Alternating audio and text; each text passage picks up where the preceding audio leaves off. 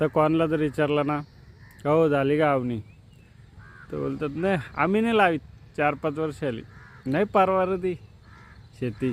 मग ट्रॅक्टर लागतं, ट्रॅक्टरला पैसे, खताला पैसे, मजुऱ्या पण महाग झाल्यात, अशी बोलतात सगळी. परवार नाही.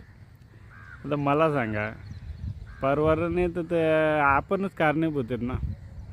आता पहिले ट्रॅक्टर नसायचं तेव्हा ज्याची डोबरा असायची, मग ट्रॅक्टरचं पैसे वाचायचं ना. ज्याची डोबरा आहेत त्याचं नांगर असायचं, खताला पैसे जात नव्हतं. ज्याची डोबरा आहेत त्याचा शेणखत असायचा, एकदा शेण नेऊन टाकायचा शेतात. पहिले कोण खत आणत होता, ते पैसे वाचायचे. मजुऱ्या महाग झाल्यात तर आपण नुसतं साहेबाहेर राहायला बघतो ना.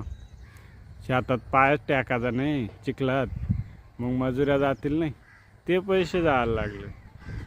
मग याचा अर्थ कारणीभूत आपणच आहेत म्हणून आपल्याला परवडत नाही. आपण नुसतं शेट व्हायला निघला ना, अख्खा पैसा देऊन करायला बघतो. मग कशी शेती परवडेल सांगा ना तुम्ही. पहिले लोक सगळी कुटुंबाची शेतात पाय टाकायची, घरची सगळी बी लागतील ना तर शेती परवडते.